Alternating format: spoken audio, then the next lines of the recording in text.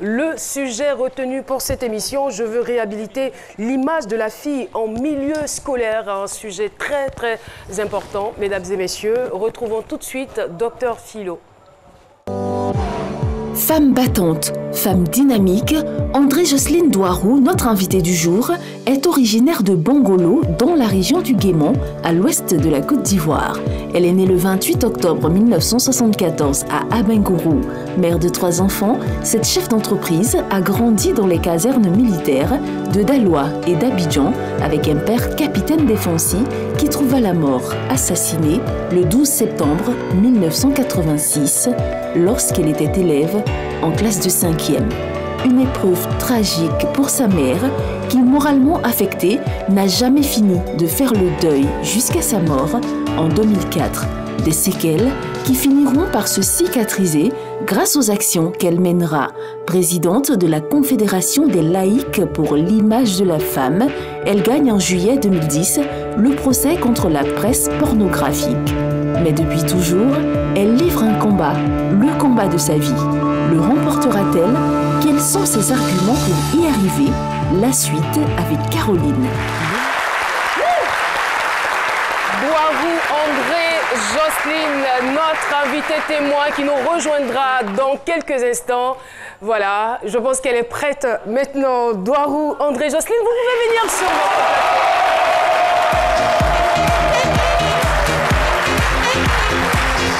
Je veux réhabiliter l'image de la fille en milieu scolaire.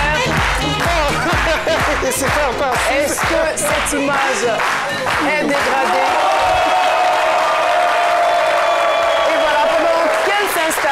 Nous lui souhaitons tout simplement la bienvenue sur le plateau d'Océ Midi. Alors, il faut dire que vous êtes chef d'entreprise dans le domaine du bâtiment et de l'événementiel. Tout à fait. Et alors, juste avant de lancer les Oscars de la décence en milieu scolaire, quel genre d'activité aviez-vous en faveur de la femme? En fait, comme tout à l'heure je l'ai dit, la Confédération des femmes laïques, c'est plusieurs associations, des mères de famille surtout. On a fait le constat que l'image de la femme est dégradée. Par la femme elle-même d'abord au travers de son habillement. Et ensuite, au travers de cette presse... Non, on va revenir, on va pas à pas, on ne se presse pas. On ne se presse pas. Alors justement, donc, je veux savoir déjà, c'est-à-dire que vous avez lancé les Oscars de la décence de la fille en milieu scolaire. On est tous d'accord que c'est une activité extrêmement noble. Mais bien avant, est-ce que vous aviez des activités qui s'intéressaient à la jeune fille, à la femme? Effectivement, on a beaucoup intervenu dans la sensibilisation. Parce que pour nous, nous sommes partis sur la base de la sensibilisation. On l'a fait, par exemple, dans les sites de prostitution juvénile, ici à Abidjan, dont je vais taire un peu les noms. Si vraiment vous me le permettez, hein, je peux citer des noms. Non, pardon. Non, pas des noms, des lieux, des endroits, je veux dire. D'accord. En fait, nous sommes allés à Kouetoukro, à Kogro-Nikro. Le constat qu'on a fait, c'est que c'était des filles mineures. C'était des filles mineures dont l'âge variait entre 9 et souvent 15 ans. 15 ans, 17 ans, 18 ans. Elles étaient vraiment livrées à elles-mêmes. Donc, c'est ça qui nous a vraiment bénis. Et on a fait assez de sensibilisation aussi dans des lycées, aussi dans le milieu aussi de l'excision. Et puis, on a aussi intervenu dans l'autonomisation de la femme surtout. Alors, si aujourd'hui vous décidez de réhabiliter ou si vous désirez réhabiliter l'image de la jeune fille, c'est que la situation doit être un tout petit peu alarmante. Alors, quel est le constat que vous avez fait?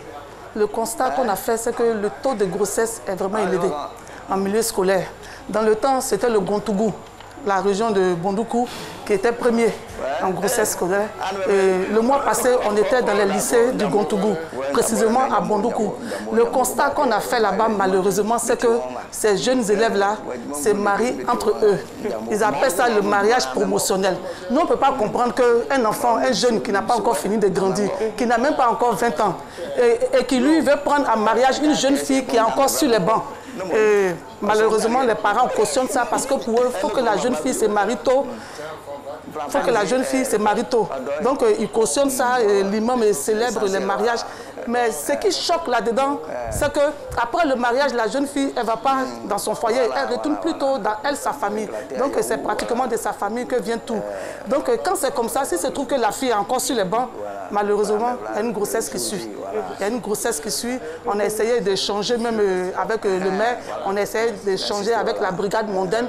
Mais il faut dire que là-bas, c'est ça qui a vraiment fait lever le taux de grossesse en milieu scolaire. Et parlant de grossesse, il faut dire que pour l'année scolaire 2017-2018, l'on a enregistré sur tout le territoire national 4147 cas de grossesse en milieu scolaire. C'est vraiment énorme. Oui, c'est vraiment énorme, c'est vraiment alarmant. Et nous-mêmes, on revient tout juste du Burkina, le Burkina qui a fait 484 taux de grossesse. Le constat qu'on a fait, c'est qu'au Burkina, les jeunes filles gèrent leur sexualité. Mais ici en Côte d'Ivoire... C'est-à-dire, quand vous dites qu'elles gèrent leur sexualité? Quand je dis qu'elles gèrent leur sexualité, c'est-à-dire qu'elles se préservent. Elles sont beaucoup plus consciencieuses. Oui, elles sont beaucoup plus consciencieuses. Mais ici en Côte d'Ivoire, elles ne gèrent pas leur sexualité. Elles ne se protègent pas. Bon, la grossesse, ça, c'est le cas normal. Et si on va dans le... Quand je dis normal, c'est quand il y a grossesse. Mais si maintenant le VIH-Sida rentre dedans, mais la jeune fille, elle fait comment? Donc nous, c'est vraiment une sensibilisation sur vraiment le fait qu'elles doivent elles-mêmes tenir compte d'abord de leur propre vie. Voilà, de leur propre vie, prendre soin d'elles, éviter même ces prédateurs-là. Nous, en fait, on les appelle des prédateurs. C'est le nom, on les appelle des prédateurs parce que c'est des jeunes qui eux-mêmes n'ont pas les moyens, qui ont vraiment arrêté l'école très tôt et puis qui s'amusent à freiner la scolarité de ces jeunes filles-là.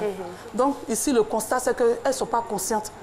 Et dans votre constat, il n'y a pas que les grossesses. Il y a encore d'autres vices qui interviennent au niveau de la jeune fille et au niveau de la jeunesse en général. Il n'y a pas que des grossesses, parce qu'à la deuxième édition des Oscars, on a décrié les tontines sexuelles.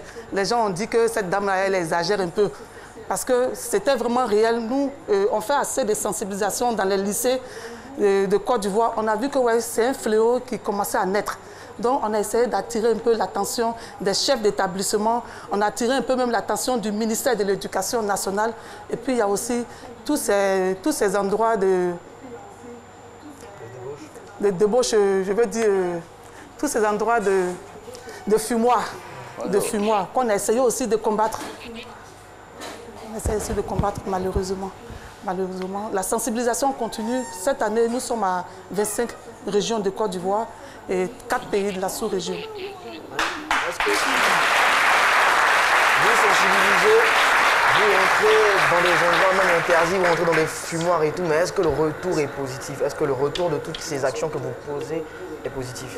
Je peux dire que le retour est positif parce que lorsqu'on rentre dans un lycée, on installe le club de la décence. En fait, c'est le club de la décence qui est censé relayer les informations lorsque les filles sont vraiment violentées, lorsque ces filles-là sont vraiment sujettes à des grossesses précoces. Et nous, on nous fait appel. Quel que soit l'endroit, ça ne nous gêne pas d'aller mener cette lutte-là. Donc le retour qu'on nous fait, c'est qu'elles commencent à prendre conscience. Parce que lorsque ces jeunes filles-là voient les amis qu'on a fait partie à l'extérieur l'année passée, elles prennent conscience qu'elles doivent vraiment travailler. Elles prennent conscience qu'elles doivent prendre soin de leur corps surtout. Et il y a l'intervention aussi du phénomène de la drogue dont vous nous avez parlé, qui est une réalité aujourd'hui dans les lycées et collèges. Une grande réalité. En tout cas, bon, sincèrement, c'est un peu délicat parce que là, il y a un problème de sécurité. Lorsque tu dénonces, par exemple, des fumoirs, toi-même, après, tu n'es pas en sécurité. Donc, du coup, nous, on essaie... Jusqu'à ce point? Oui, jusqu'à ce point.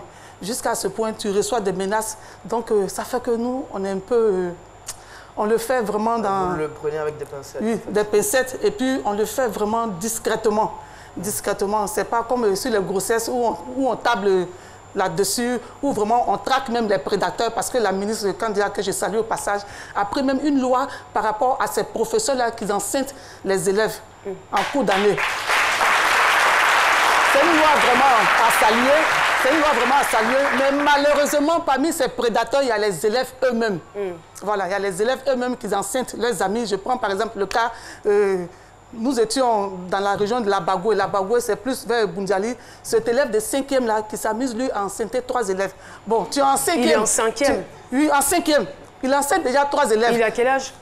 Bon, il n'a pas plus de 18 ans. Parce que là-bas, en fait, ils ne mettent pas vite les enfants à l'école. Donc, l'enfant, il est en 5e, il enceinte déjà 3. Bon, quand il va arriver en terminale, je ne sais pas combien il va enceinter. On est arrivé, par exemple, aussi à l'Est. On est arrivé à l'Est. Il y a cet enfant-là, il y a cet enfant-là, parce que lui, en fait, ses parents sont aisés, ils sont dans un village. Ils ont pris une grosse villa pour lui. C'est là que je parle des démissions des parents. Ils ont pris une grosse villa de 4 chambres pour lui, l'enfant est dedans à l'aise.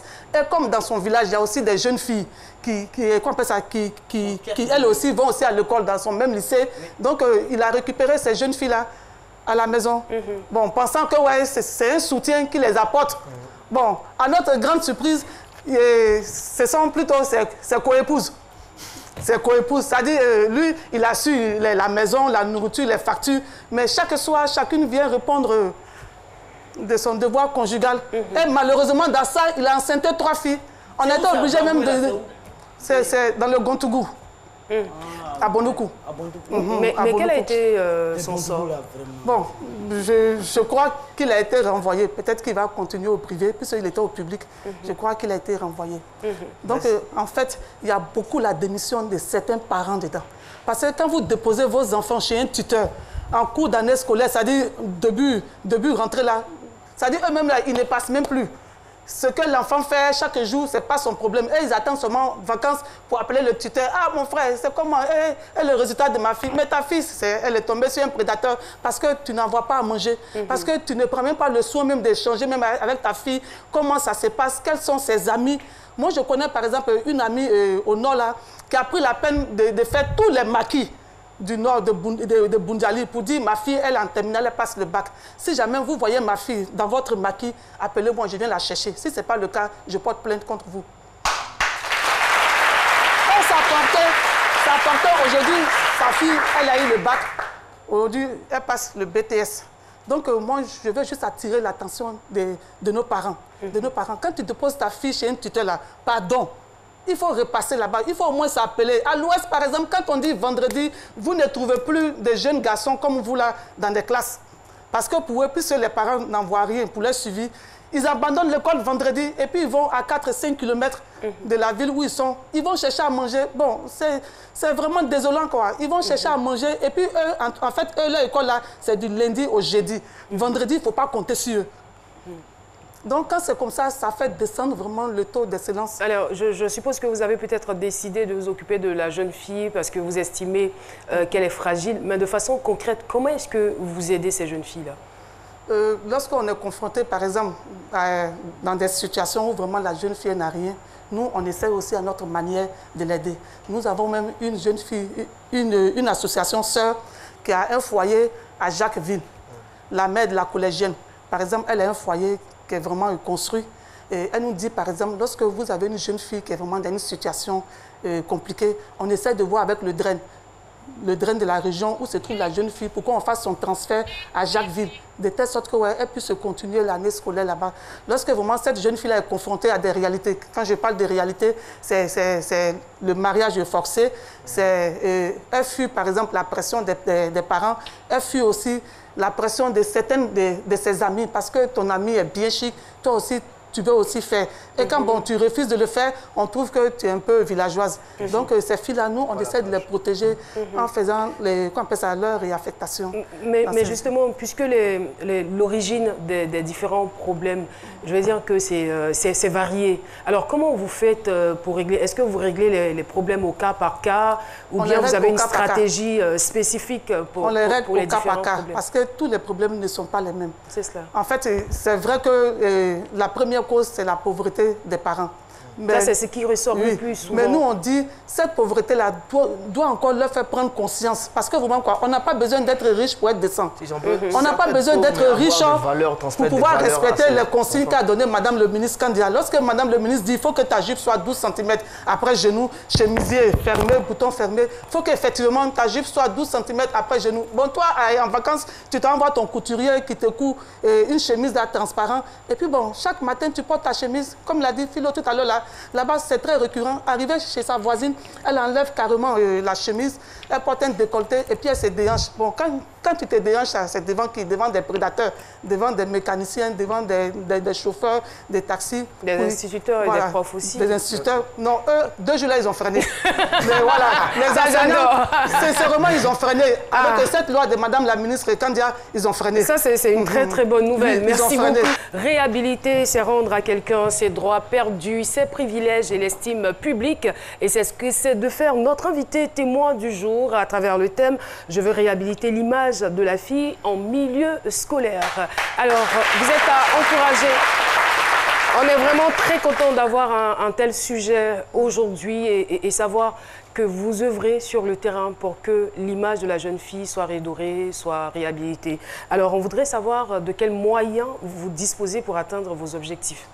Bon, en fait, nous sommes à la 3e édition des présélections, mais il faut avouer que nous sommes sur fonds propres. Nous sommes sur fonds propres.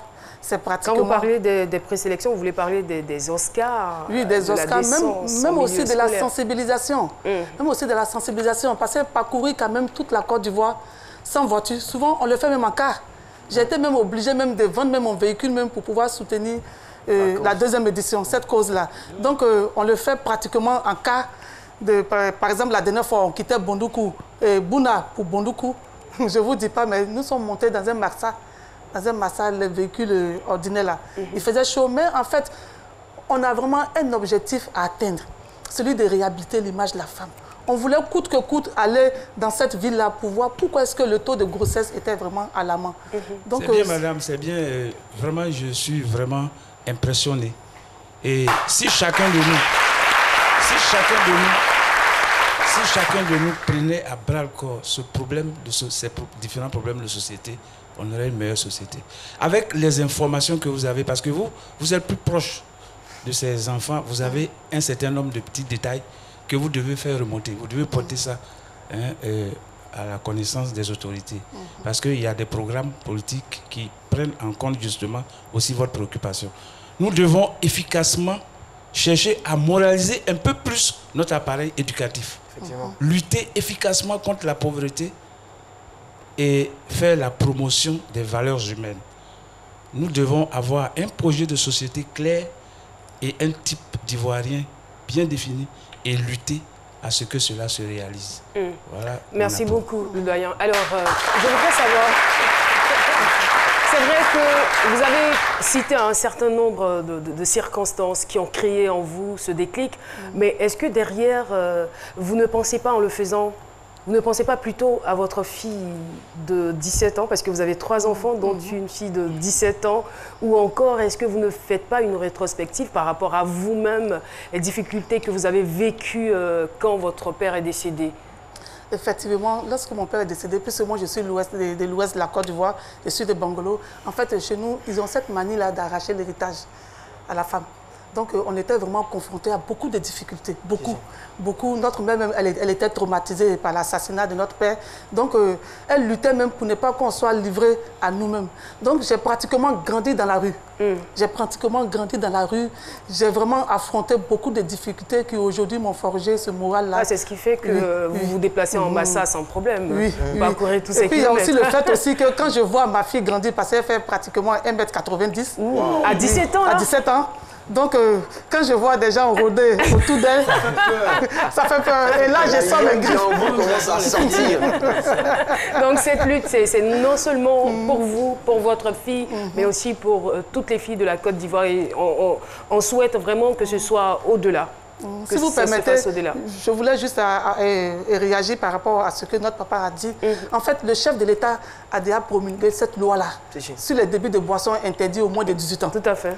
Je sais que, par exemple, le préfet de Bondoukou, le préfet Goun, a pris un arrêté pour que tout jeune de moins de 18 ans soit interdit dans ces maquis-là. Parce qu'en fait, quand tu veux lutter pour quelque chose là, il faut que vraiment tu aies le soutien de tout le monde. Bon, le chef de l'État, il a fait sa part. Et pour ne pas vous interrompre, je sais qu'il y a un maire aussi qui met vraiment un point d'honneur, le maire de Tia-Salé, c'est M. Assalé, non? Oui, Tia-Salé. Assalé Timoko, je ne sais plus, mais j'ai déjà vu ça sur les réseaux sociaux. Il y veille au grain et la loi est appliquée pour dire que nos autorités peuvent le faire.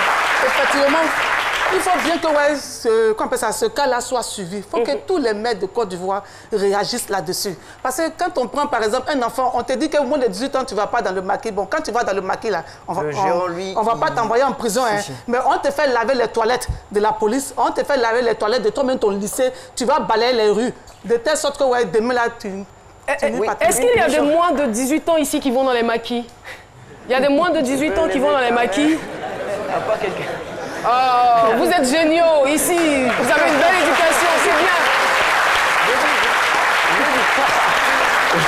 Ils sont bien les gars qui sont là, ils sont bien. Mais attends, c'est mieux de venir se divertir ici, d'apprendre des choses, d'applaudir, d'être avec, d'écouter, on va dire, nos invités et d'avoir beaucoup de joie dans son cœur que d'aller voilà, gâcher sa jeunesse dans les maquis, n'est-ce pas? Caroline, on est ensemble, non?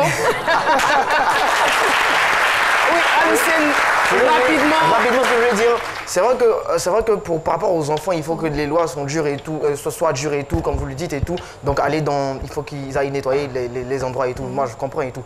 Mais il faut qu'en fait aussi, on crée des lois assez sévères pour les tenanciers d'endroits publics, de maquis, de bars et tout. Pour que dans les deux côtés, sur les deux pôles, ça soit équitable. Non, mais cette loi, elle existe, hein. Mais c'est pas appliqué. La personne qui doit appliquer, c'est la brigade mondaine. C'est la brigade de mœurs. Souvent, elle a besoin de moyens. À la cité boisson, là, merci. Sachez, aller consommer à la maison. J'ai rien le sujet, mais c'est pas bien. Il faut de la rigueur. Il faut de la rigueur. Il faut frapper fort, une fois, deux fois. De la même manière que nous, on a frappé avec les journaux porno aujourd'hui, il n'y en a plus dans les rues. Il faut taper dur comme ça. Vous allez voir que nos enfants seront moins... Merci beaucoup pour ces applaudissements. Nous recevons Paulus Agathon. Vos réactions nous intéressent avec Paulus Agathon.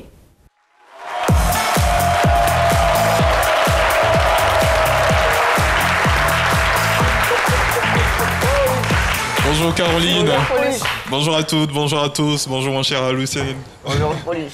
Alors on se rend directement sur la page Facebook C'est Midi pour le message de nos internautes. Et on a Herman Dizon-Kainon qui dit vous avez évoqué la démission des parents, mais on a l'impression que votre combat est plus pour un face-à-face avec les jeunes filles elles-mêmes directement. Quelles sont les actions que vous avez posées pour sensibiliser les parents eux-mêmes? Les parents, en fait, nous, on ne les voit pas. Quand on va vers eux, là, il y a un peu une fuite en avant.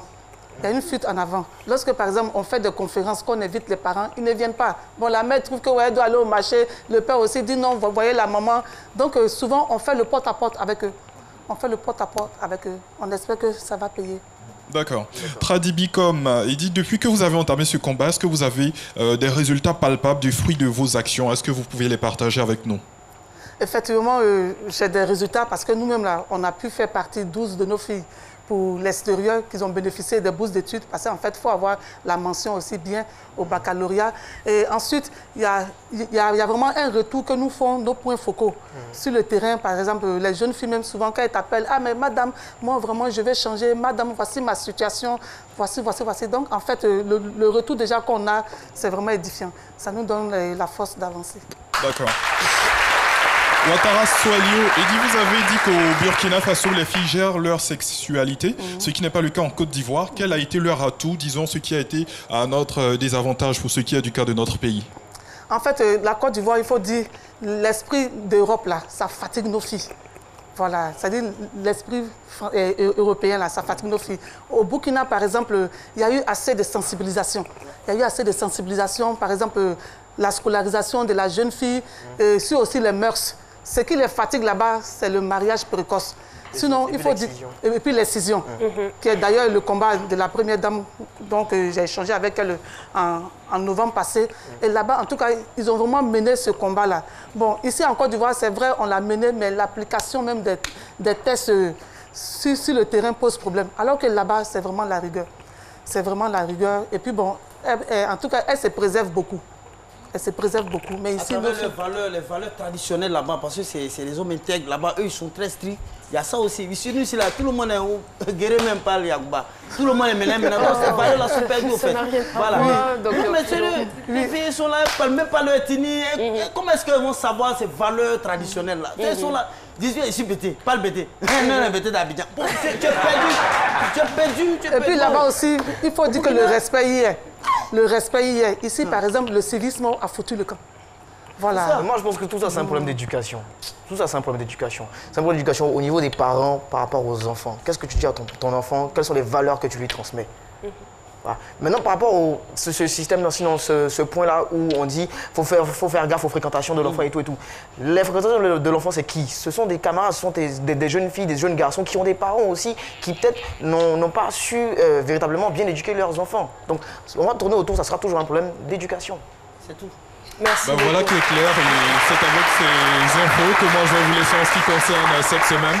On se donne rendez-vous lundi prochain à la même heure parce que comme d'habitude, vos réactions nous intéressent. Merci beaucoup Paulus Agathon. Super, Paulus, c'est trop bien aujourd'hui, je te promets.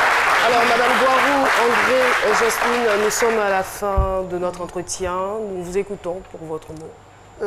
En fait, c'est un plaidoyer. Hein. Je lance d'abord ce plaidoyer-là vis-à-vis d'abord ma tutelle, à qui je dis merci, Madame Kandia. Je dis merci aussi au professeur aussi, Stanislas Ouaro, le ministre de l'Éducation nationale du Burkina Faso. Vraiment, nous, on plaide. On plaide pour que vraiment nos enfants soient protégés à l'école. Vis-à-vis de nos mères, c'est-à-dire de nos élus, on leur demande d'appliquer simplement la loi que le chef de l'État a promulguée. Cette loi-là sur le débit de boissons, cette loi-là sur les mœurs en Côte d'Ivoire, il faut que ça soit appliqué. Et puis aussi, on sollicite aussi que vraiment des ONG internationales nous rejoignent dans ce combat-là. Parce qu'à moi seul, sur fonds propres, vraiment, c'est compliqué. C'est pas facile pour moi, c'est pas facile pour moi. Donc, vraiment, on négocie pour qu'ils puissent nous rejoindre dans cette lutte-là, pour qu'ensemble on puisse réhabiliter l'image de la jeune fille en milieu scolaire. Aujourd'hui, je suis heureuse de ce que ces jeunes filles qui sont parties au Maroc, en Tunisie, me font des vidéos pour montrer que vraiment ça va, leur travail évolue normalement. Mais pour celles qui sont encore à la traîne ici, on a besoin de les aider à remonter la pente. Merci infiniment, Madame Doirou. André, Jocelyne, merci pour votre plaidoyer. Sur ce, nous invitons toutes les entités à prendre leurs responsabilités. Le problème, il est profond, que ce soit au niveau de l'État, que ce soit au niveau des parents, que ce soit au niveau de la société civile. Il faut absolument que tout le monde s'y mette et surtout les enfants, sachez que vous avez un avenir. Merci beaucoup d'être passé sur ce plateau.